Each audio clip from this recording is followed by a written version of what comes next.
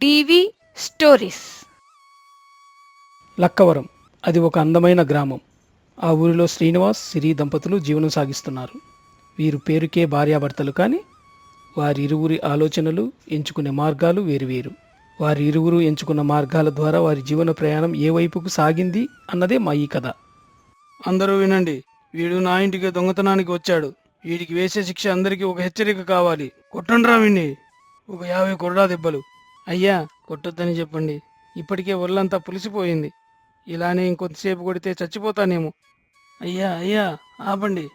వాడిది పక్కనే ఉన్న లక్కవరం. కూలీ పని చేసుకుని బతికేవాడు. మరి ఏమైందిరా? గౌరవంగా పని చేసుకుని బతక్క ఇలా దొంగతనానికి మరిగావా? దీనికంటే అడుక్కు తినడం మేలు కదరా. అయ్యా, అంతా నా కర్మ. నా తాగుడే నన్ను ఈ స్థితికి తెచ్చింది. నా భార్య మాట విని ఉంటే ఇలా జరిగేదే కాదు. నా బ్రతుకు ఇంకోలా ఉండేది. మరేమైందిరా? అసలు ఏం జరిగింది? అయ్యా, కొద్ది రోజుల క్రితం.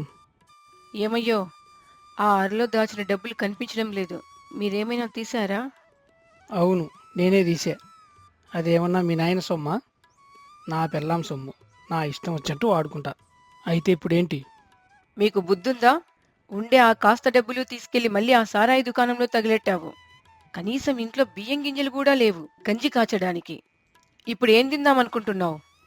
ఎప్పుడు గంజెందుకే? అన్నం చేసి కోడికూర వండు. ఉన్నదంతా తగలెట్టి ఇప్పుడు కోడి కూరంటే ఎక్కడి నుంచి వస్తుంది? మీకు చాలా ఎక్కువైనట్టుంది. 2 రోజులు తింటే 3 రోజులు పస్తులుండాల్సి వస్తుంది మీ వల్ల. చీకటి పడే వరకు ఎండలో కష్టపడి తెచ్చిన డబ్బులను ఇలా తగలేస్తున్నావు. ఇక నాకు ఓపిక నశించింది. ఏయ్, ఆపవే నీ గొడవ. మొగుడికి ఎదురు చెప్పడం ఎక్కడ నేర్చుకున్నావు? నా ఇష్టం, నా డబ్బులు. నేను తాగుతా, తిరుగుతా. నీకేమన్నా తక్కువ చేశానా? ఏం తక్కువ చేశానని అడుగుతున్నావా? సిగ్గుందా? అసలు ఏం ఎక్కువ చేశావని? పక్కింటి వాళ్ళని చూడు. కూలి పని చేసుకున్నా పద్ధతిగా బతుకుతున్నారు. నువ్వు చూస్తే ఇల్లు గుల్ల చేస్తున్నావు. ఇలాగే ఉంటే మనం రోడ్డున పడతాం. ఇప్పటికైనా మారు. ఏయ్, నీతులు నాకు చెప్పొద్దు. రోజు ఇదే గోల. నీ ముఖం చూడడం ఇష్టం లేకనే బయట తిరుగుతున్నా. ఈ ఇంట్లో ఉండడం కంటే సత్రంలో పడుకోవడం మేలు. సత్రానికా? పో. అక్కడ అందరూ అడుక్కునే వాళ్ళే ఉంటారు. అవునవును, అక్కడుండే వాళ్ళంతా మీ బంధువులే. అలా అనుకుంటూ సీను ఇంట్లో నుంచి బయటకు వెళ్తాడు. ఏంటి మామా, ఇక్కడున్నావు? నీ పిల్లంతా గొడవ పడ్డావా లేదా తన్ని తరిమేసిందా? భలే వాడివిరమ్మమ్మ, కరెక్ట్గా చెప్పావు. అయినా నువ్వు కూడా నా బాపతే కదా. అహనీ, అది నన్ను తన్ని తరమేయడం ఏంటి? నేనే ఇంట్లోంచి బయటకు వచ్చా. అయితే ఎంత దాకేంటి నీ ప్రియాను ఈ రాత్రి వేళ? కొద్దిసేపు ఉంటే వాళ్ళే రమ్మంటారుగా. నీ పిల్లం పిలుస్తుంది, నువ్వు వెళ్ళు. నేను మాత్రం సత్రానికే వెళ్తున్నా. కొంపలో కంటే అక్కడే ప్రశాంతంగా ఉంటుంది. తరువాత సీను సత్రం దగ్గరికి వెళ్లి అక్కడే పడుకొని నిద్రపోతూ ఉంటాడు. ఇలా ప్రతిరోజు సీను తన భార్యతో గొడవపడి సత్రానికి వచ్చి నిద్రపోతూ ఉంటాడు. ఇది ఇలా జరుగుతూ ఉండగా ఒకరోజు అర్ధరాత్రి వేళ 2 దొంగలు మాట్లాడుకుంటూ ఉండడం అక్కడే నిద్రిస్తున్న షీను చెవిన పడుతుంది. ఈరోజు పక్కూరి జావుగారింట్లో అనుకున్న దానికంటే పని చాలా తేలిగ్గా అయిపోయిందిరా. అవును, ఇంత ధనం ఉంటుందని నేను కూడా అస్సలు అనుకోలేదు. శ్రమ తక్కువ, ధనం ఎక్కువ. రోజంతా ఎండలో కూలీ పని చేసి కష్టపడితే కనీసం 10 రూపాయలు కూడా రావు. కానీ ఈ ఒక్క గంటలో ఎన్ని వేల రూపాయలు. కూలీ పని చేసేటప్పటికి ఇప్పటికీ మన జీవితాలు చాలా మారాయి. అప్పుడేమో మనతో పాటు మన పిల్లలు పస్తులు ఉండేవారు. మరి ఇప్పుడు ఏం కావాలంటే అది చిటికలో కొనగలుగుతున్నాం. అన్నా, కాస్త మెల్లగా మాట్లాడుకోండి. చుట్టుపక్కల అందరికీ వినిపిస్తుంది. ఈ వృత్తిలో బాగానే సంపాదిస్తున్నారా అన్నా? రే, ఎవడురా వీడు? అన్నా, మీరు భయపడాల్సిన అవసరం లేదు. నేను కూడా ఒక కూలీనే.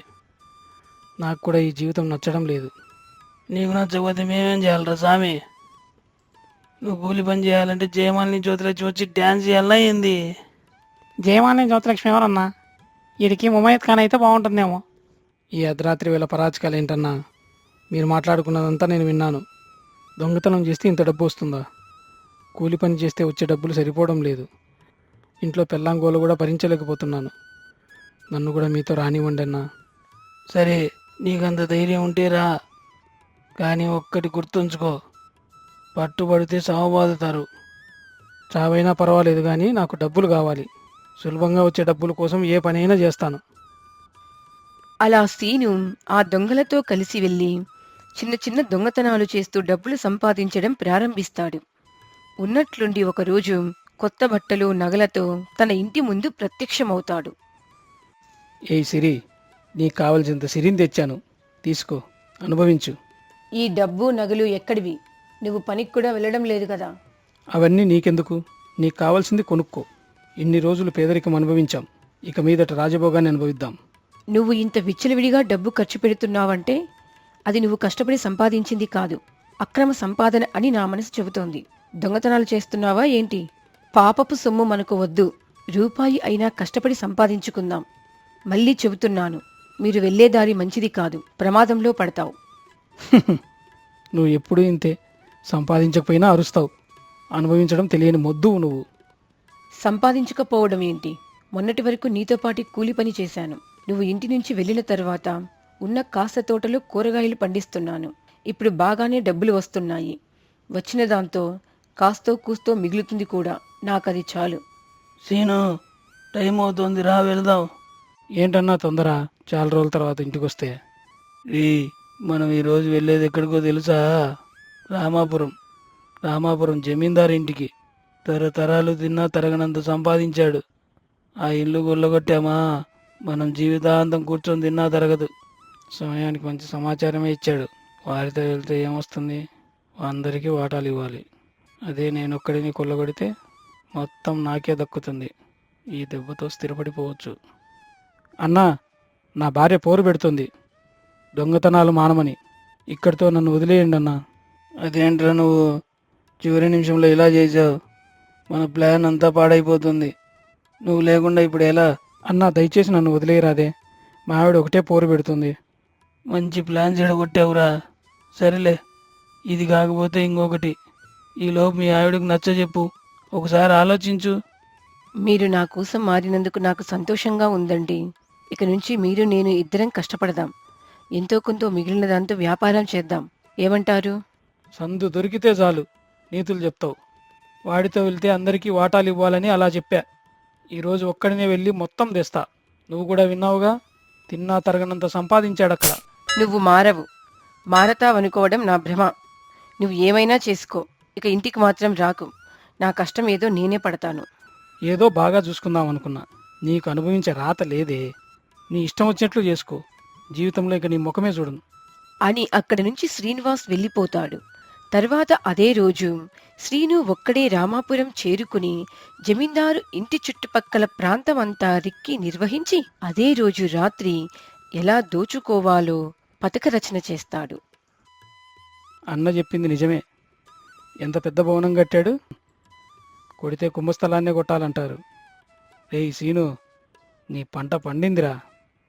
ఇంకా చూస్తావెందుకు? అర్ధరాత్రి దాటింది, దూకు రంగంలోకి.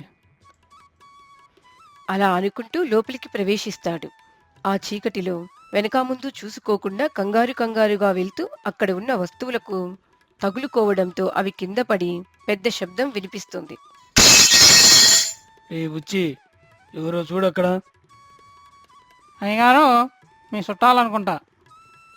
ఈ టైంలో చుట్టాలేంట్రా? కళ్ళు బాగానే కనిపిస్తున్నాయా లేదా? అదేనయ్యా, ఈ పిల్లకు కోన్ చెప్తున్నా. ఈ పిల్లలకు వేలా బాలా లేకుండా పోయింది. దొంగ పిల్లలు. అయ్యగారు, దొంగ దొంగ. చావు కబురు చల్లగా చెప్పినట్లు దొంగ దొంగ అని అంత మెల్లగా చెప్తావేంట్రా? ఈ జమీందారు ఇంట్లోని దొంగతనానికి వచ్చేంత ధైర్యం ఎవరికి ఉంది? ఏయ్, అందరూ వెళ్ళి వాడిని పట్టుకోండి. అయ్యా అయ్యా, నన్ను వదిలేయండి. పొరపాటున తెలియక వచ్చాను. అయ్యగారు, పక్కూర్లో కూడా దొంగతనాలు ఎక్కువయ్యాయని విన్నాను. అది కూడా వీని పనేనేమో, చూడండి కొంచెం. అయ్యయ్యో, ఎక్కడ దొంగతనాలు జరిగినా నన్నే అంటున్నారు. ఇదే నా మొదటి దొంగతనం. అది కూడా నా పెళ్ళాం పిల్లలు పస్తుంటే చూసి తట్టుకోలేక ఈ దారి తొక్కాను. నన్ను క్షమించండి అయ్యా, నేను వెళ్ళిపోతాను. అయ్యగారు, దొంగే అంట, ఒప్పేసుకున్నాడు. ఆకలితో ఉన్నవాడు అన్నం అడుగుతాడు, అంతేగాని నగల కోసమో డబ్బు కోసమో వెతకడు. వీడిని ఇలాగే వదిలేయకూడదు. వెళ్ళి రచ్చబండ దగ్గర చెట్టుకు కట్టేయండి. తెల్లారాక చూద్దాం. ఇదయ్యా జరిగింది. ఇప్పుడు నాకు బుద్ధి వచ్చింది. జీవితంలో ఇంకెప్పుడు దొంగతనం చెయ్యను. నీ కథంతా విన్నా. ఇదే చివరి తప్పు కావాలని క్షమిస్తున్నాను. వెళ్ళి మంచిగా బ్రతుకు. ఇంకెప్పుడైనా ఇలా చేశావని తెలిసిందా, నీ చర్మం ఒలిచేస్తా. తరువాత శ్రీను అక్కడి నుంచి తిరిగి తన పాత స్నేహితులైన దొంగల దగ్గరికే వెళ్తాడు. అరే శ్రీను, ఏమైందిరా? ఈ దెబ్బలేంటి? ఏమీ లేదన్నా, నిన్న రాత్రి చీకట్లో సరిగా కనపడక గోతిలో పడ్డాను. చిన్న చిన్న దెబ్బలు తగిలాయి. దెబ్బలు మరీ చిన్నగా తగిలాయిరా. పక్కూరి సూరిగాడే లేపాడంట కదా గోతిలో నుంచి. భలే వారన్నా మీరు. ఇంతకు సూరి ఎవరు? సూరి ఎవరో తెలీదా? నిన్న రామాపురంలో చెట్టుకు కట్టేసి కొడుతుంటే కాపాడాడు కదా, వాడే సూరి. అయినా నీ గురించి మొత్తం తెలిసిపోయింది. ఇంకా ఎందుకురా మా దగ్గర అబద్ధాలు ఆడతావు? అదేదో జరిగిపోయిందన్నా. ఇక నుంచి ఏ దొంగతనమైనా అందరం కలిసే చేద్దాం. ఏరోయ్, జోకులు బాగానే ఇస్తున్నావే. ఎప్పుడైతే మమ్మల్ని వదిలి నువ్వు ఒక్కడివే మొత్తం దోచుకోవాలని అనుకున్నావో అప్పుడే నిన్ను వదిలేశాం. అయినా దొంగ అన్నవాడు దొరకకూడదు. దొరికాడా వాడిని అందరూ గుర్తుపడతారు. నువ్వు ఇక మా దగ్గరికి రావడం మానేరా. అది కాదన్నా.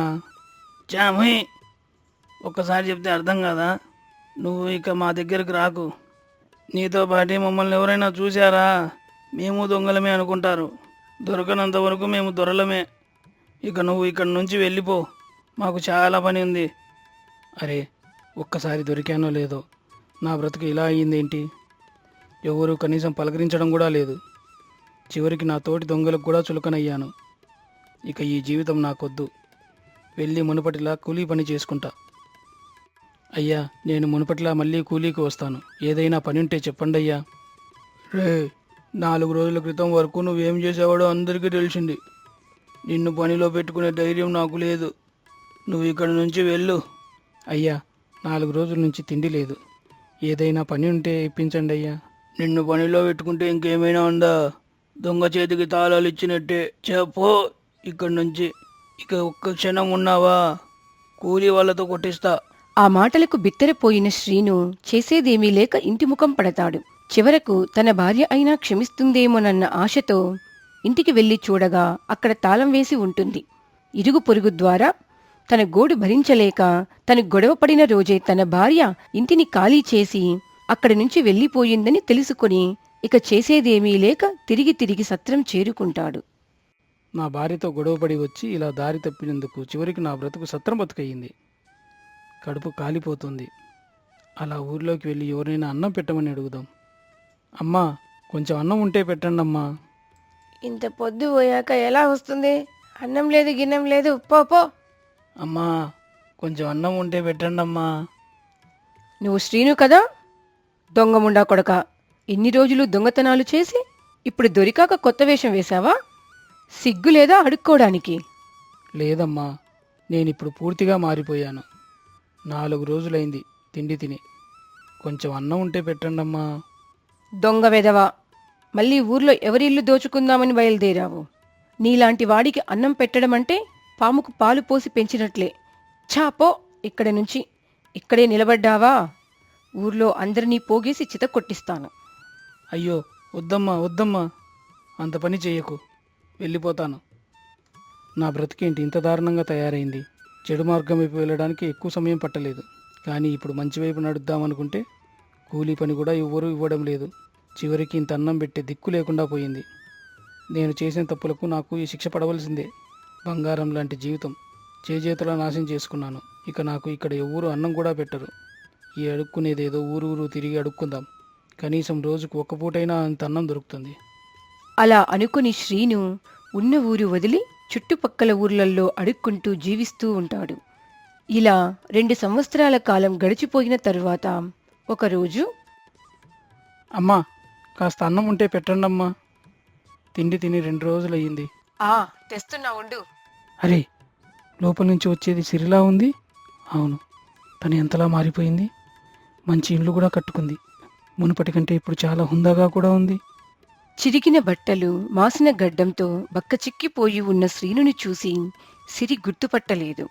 అన్నం తెచ్చిన సిరి కాళ్ల మీద పడి శ్రీను ఏడుస్తూ ఉంటాడు. ఏయ్, ఏం చేస్తున్నావు? ఎందుకు అలా బాధపడుతున్నావు? అన్నం తెచ్చాను, లేచి తిను. సిరి, నన్ను క్షమించు. ఏయ్, ఎవరు నువ్వు? నా పేరు నీకెలా తెలుసు? అత్తమ్మా, వీడెవడో అనుమానంగా కనిపిస్తున్నాడు. ఇలా రండి. సిరి, నన్ను గుర్తుపట్టలేదా? నేను శ్రీనివాస్ని, నీ భర్తను. అయ్యయ్యో, నన్ను క్షమించండి. మిమ్మల్ని పోల్చుకోనే లేదు. అయినా ఏంటి ఇలా అయ్యారు? మీకేంటి ఈ దుస్థితి? అంతా నా కర్మనే. బంగారం లాంటి నిన్ను వదులుకున్నందుకు నాకు ఈ శాస్త్రి జరిగింది. ఆ రోజు నీ మాట విని ఉంటే ఈ దుస్థితి వచ్చేది కాదు. నా గురించి సరే కానీ ఇంతకు నువ్వెలా ఉన్నావు సిరి? ఆ రోజు మీరు వెళ్ళిపోయాక నాకిక అక్కడ ఉండాలని అనిపించలేదు. అదే రోజు ఇల్లు ఖాళీ చేసి ఇదిగో ఈ ఊరికి వచ్చాను. ఇక్కడే కష్టపడి పనిచేసి కొంచెం కొంచెం కూడబెట్టుకుని ఒక చిన్న వ్యాపారాన్ని ప్రారంభించాను. ఇప్పుడిప్పుడే వ్యాపారం కూడా బాగా వృద్ధిలోకి వస్తుంది. మొన్నీ మధ్యనే ఇదిగో ఈ ఇల్లు కూడా కొన్నాను. పదండి లోపలికి వెళ్దాం. ఇంకా నాలాంటి వాడిని చేరదీస్తున్నావంటే నువ్వు ఎంత మంచిదానివే. నిన్ను అర్థం చేసుకోలేకపోయాను. ఇక నుంచి నాకు కూడా నీ వ్యాపారంలో పని ఇవ్వు. నేను కూడా ఇక్కడే ఉండి పని చేసుకుంటాను. జీవితంలో మళ్ళీ చెడు మార్గం వైపునకు వెళ్ళను. సరే సరే, ముందు మీరు రండి, లోపలికి వెళ్దాం. అలా సిరి శ్రీనివాసులు తిరిగి తమ జీవితాలను కొత్తగా ప్రారంభిస్తారు. ఈ కథ మీకు నచ్చిందనుకుంటున్నాం. మరిన్ని కొత్త కథల కోసం మా ఛానల్ను సబ్స్క్రైబ్ చేసుకోండి. Please like, share and subscribe. Thank you for watching the video.